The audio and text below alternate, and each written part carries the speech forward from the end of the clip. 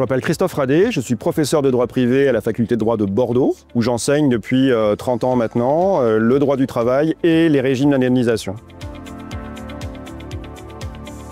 Alors cet ouvrage est un ouvrage qui est consacré à l'étude des principaux régimes d'indemnisation des victimes d'accidents corporels, les victimes d'accidents de la circulation, les victimes de dommages causés par des produits, les victimes de dommages causés par l'activité médicale, mais également les victimes d'infractions et puis des victimes d'accidents peut-être moins connus,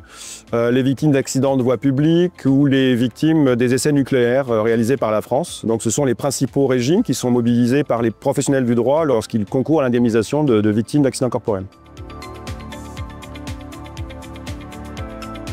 Alors le choix du sujet est dicté d'abord par 30 ans d'enseignement dans ces matières. Donc il s'agit de matières qui sont complexes, techniques, a priori un peu rebutantes, mais qui sont en fait passionnantes parce qu'elles nous disent beaucoup de l'exigence de fraternité de la société à l'égard des victimes,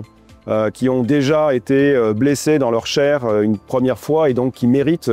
d'être prises en charge par le système juridique, qui méritent d'être indemnisées et qui méritent de l'être simplement, rapidement, gratuitement.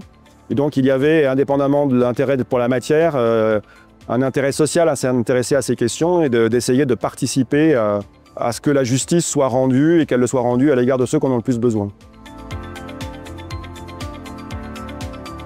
Je suis évidemment très heureux de ce prix, très heureux évidemment parce que ça couronne 30 ans de travail, de recherche, d'écriture, de rencontres, de colloques, de thèses avec tous les acteurs du monde de l'indemnisation. Et je suis très heureux aussi pour mon éditeur qui a soutenu le projet dès le départ, qui l'a accompagné, qui m'a laissé carte blanche, qui m'a fait confiance. Et aujourd'hui, dans un contexte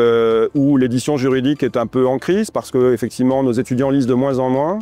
et dans un système de plus en plus concurrencé par l'intelligence artificielle, il est très important pour nous, les auteurs, d'avoir des éditeurs juridiques qui croient encore aux livres juridiques et à la doctrine juridique.